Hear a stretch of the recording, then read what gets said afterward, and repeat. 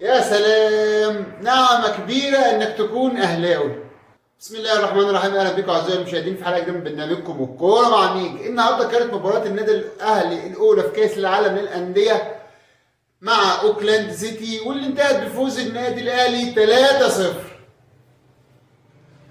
يعني الاهلي شغال تلاتات بقاله فترة، سموحة 3 الزمالك 3. النهارده بقى لعب على غير العادة، مش في الدوري المصري، لعب مفتوح، لعب مع فريق كبير بطل الاوقيانوسيا، والاهلي بيهزمه للمرة الثانية 3-0 بعد المقابلة الاولى اللي كانت في المشاركة الاولى للنادي الاهلي واللي انتهت بفوز النادي الاهلي 2-0. النهارده الاهلي فضل مباراة الشناوي، معلول، محمد عبد المنعم، محمود متولي، ومحمد هاني. وفي خط النص حمدي فتحي والسولية وديانج، والثلاثة اللي قدام كان حسين الشحات ومحمد شريف واحمد عبد القادر. يعني النهارده النادي الاهلي كان بيلعب بدون صانع العاب على الاطلاق. قفشه كان قاعد احتياطي بره، وبرونو سافيو مش في القايمه اصلا خالص. الاهلي عمل اداء ممتاز بغض النظر عن المنافس ضعيف او قوي، لكن النادي الاهلي فرض سيطرته على المباراه من بدايتها لنهايتها. ومحمد شريف النهارده بيضيع كوره في الدقائق الاولى، يعني استحاله تضيع من اي مهاجم. احنا عارفين ان محمد شريف الجول بالجول في ال 18 ايا كانت معدوله مش معدوله ما بيوقفش، بيشوط في الجول على طول.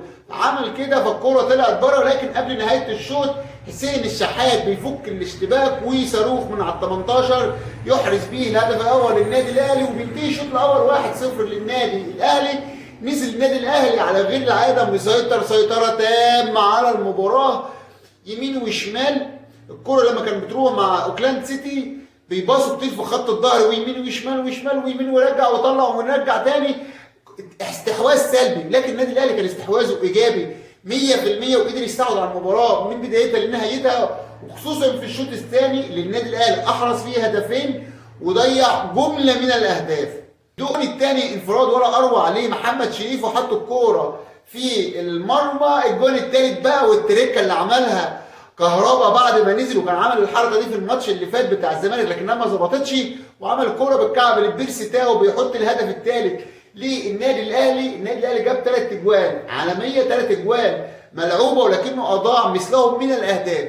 هو ده النادي الاهلي، وهو ده اداء النادي الاهلي لما يكون فيه فير في التحكيم، فير في اللعب. يعني بمعنى ان فرق راحه تلعب كوره للكوره، تكسب تخسر مش دي المهم، المهم انك تقدم كوره اللي الناس بتحب تستمتع بيها.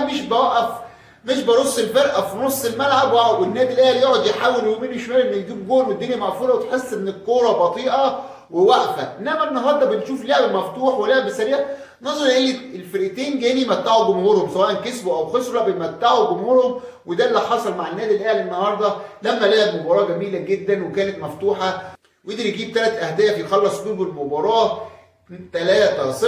النادي الاهلي النهارده بيقدم اداء عالمي، حتى اللعيبه اللي نزلت احسن من اللعيبه اللي خرجت، ونزل قفشه ونزل بيرسي تاو وطاهر محمد طاهر ونزل كهربا ومروان عطيه، وكلهم عملوا اللي عليه. مارسيل كولر متفوق جدا وصاحي جدا جدا، وبيواصل نتائجه الايجابيه مع النادي الاهلي على كل المستويات وفي كل البطولات.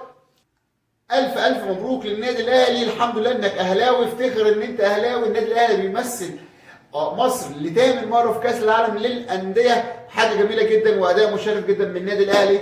نشوفكم في المباراه الجايه ان شاء الله مع سياتل بطل امريكا، اللي هتبقى يوم 4 في الشهر ان شاء الله.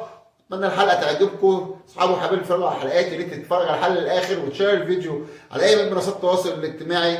تدعوا احد اصدقائك للاشتراك في القناه الكوره مع ميجا.